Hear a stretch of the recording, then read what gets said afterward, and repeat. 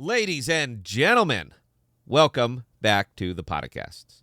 Before I really get into what this video is about today, did you guys all see, did you see Polymath? I mean, who saw that one coming, huh?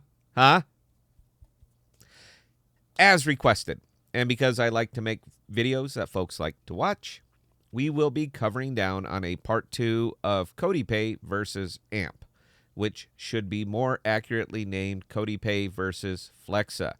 As before, AMP and COTI are not similar. They're not trying to be. AMP is its very own crypto animal, and comparing it to anything else that is not a collateral token is a false equivalency. But as Flexa is the only one using AMP, it just looks better on the thumbnail, and there is no deeper meaning than that. I did a standalone COTI video just to shake the trees out a bit. I have talked about AMP so much, and I feel like I've gotten the background out there that I wanted to highlight COTI a bit in the interest of fairness. And now that it's up, a full 20-25% this morning since I last discussed it, the video might actually get some views now because it died an ugly death. By the way, it is only in the crypto world that a 25% gain overnight is not a big deal. I consider it a huge deal. If AMP was up 25% overnight, the parades would be endless. But they are a much bigger community. You know what? I digress, and one should not digress in the intro. Oops. We will be getting into a few more specifics in this video and making some more specific comparisons for COTIpay and Flexa, and hoping we can start separating the wheat from the chaff. The digital payment space is heating up big, and if Flexa does not make some real bold moves soon, I'm afraid they might get lost in the shuffle. COTIpay versus AMP Flexa, part 2, right after this.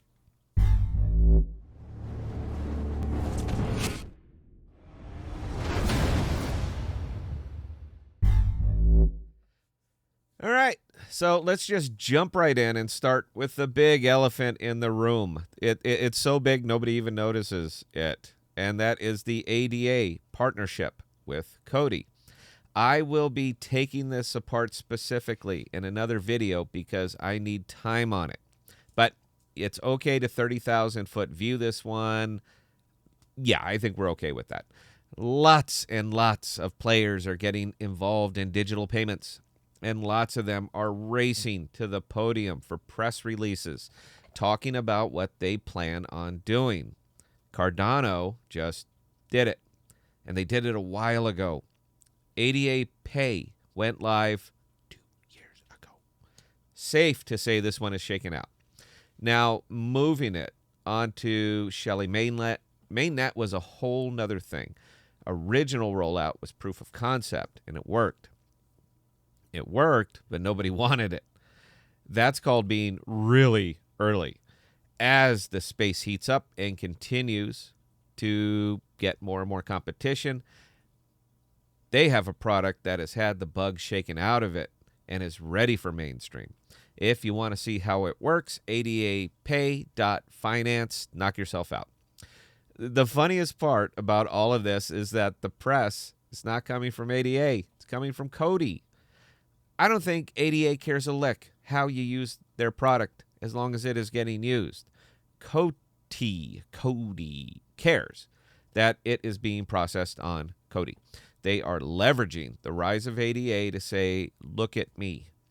I approve. I absolutely approve. I have always considered ADA way ahead of its time, and it needed the crypto world to catch up with it. It's why it is one of the biggest foundational long-term tokens that I hold. The payoff will be monstrous, but it'll take a while. COTI is not a foundational token. They are a payment processor, and although they might pivot in the future, they have picked one thing, and they are just trying to do it better than everyone else. And in that, I also approve. Be excellent at what you are excellent at. Don't half-ass a lot of different things. You're just going to get gobbled up. Crypto moves fast. Anyway, one of the biggest advantages I see to COTI at this time is the rise of Ethereum. That's right. I went there. Gas prices are stupidly high right now. It is making Solana and Cardano a lot more attractive. And if Ethereum cannot get a handle on their scaling issues, they won't have to worry about them because the market will decide all by itself. And the market will always make the decision based on cost. ADA and Sol are cheaper, more efficient, and new players are going to be looking that direction. As they grow, ADA and Solana, as they grow, COTI will grow because it's already embedded with ADA. Their rising tide will raise the COTI boat as well. And I want to say that the current market is proving that theory. So where does this leave AMP and Flexa? Now, I've researched them deeply. If you've watched any of my previous videos, I think you can attest that I've done my diligence. Find me a stronger advocate for either, and I will sub to their channel and give up mine. Flexa's method for digital payments is superior, hands down superior to anything else that is on the market or in development. It is a gold-backed pay rail, asset agnostic, with a fixed standard for collateralizing payments to merchants. But the big hindrance to Flexa is twofold. One, they are a babe in the woods here. As discussed above, ADA Pay went live years ago. This is not a brand new idea that has never been tried. It has, and it worked. It's just that nobody really cared. And I would posit that they didn't care because nobody wanted to spend their investments. And I haven't changed my mind on that. COTI has had years of data to back up their model that stablecoins are the way to go for them. And they have pivoted their model to embrace that. They have made it a feature.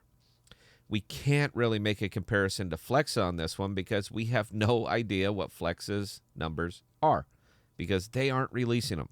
And I wouldn't anticipate them doing anytime soon. It does not take a genius to figure out that their use case volume is really low right now. And I would say that it is shockingly low. Now, it's just opinion because I have no hard numbers to base it on. But I can read the order book, and I know how AMP works. I am not seeing a lot of the microtransactions that would indicate a lot of usage. The second issue I see with Flexa lately is communication. It took a hack of Cream Finance, to get them to dust off their Twitter account. The last big tweeter pin was from July 7th, announcing the Income partnership. Your token is flat, guys. Your investors are getting nervous. The most active Reddit for AMP is aggressively defending your lack of communication as a feature of management, whereas COTI likes to talk every day, it seems like. The market is amazingly bullish right now, and money is being put to sleep. I think it's okay to ask why. I'm not knocking you. I just want to know what's on your mind. From an investment standpoint, I still love and will defend AMP. If you are doing it correctly, you haven't put a personal nickel into AMP in the last month or so. You have been building your bags with your profits from all of the other cryptos that are rising well or going parabolic. If you want to know which ones those are or were, see any of our other videos because everything we have told you we invested in is up, and it's up big. When you are dealing with a flat token with a huge upside potential in a bull market, this is the way to build it. Flexa, you need to start talking. You really do, man. Blind faith will only carry you so far when the market is green and you aren't. There are literally memes being spread about AMP right now from the AMP community, and they aren't positive. Funny? Yeah, I like good memes. Ironical, but they're not positive. I see a great path forward for AMP.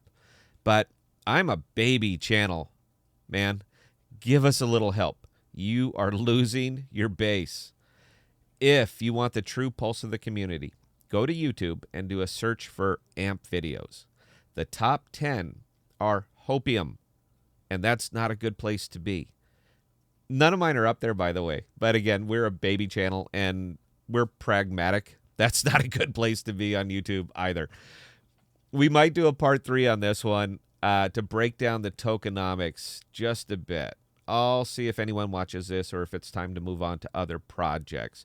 I happen to like COTI's staking model.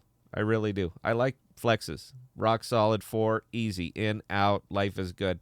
COTI pays better. That's all I'm saying. Anyway, folks, I hope you enjoyed this video. Live stream on Thursdays and member streams on Saturday night, both at 1900 Central. That's it. Cheers.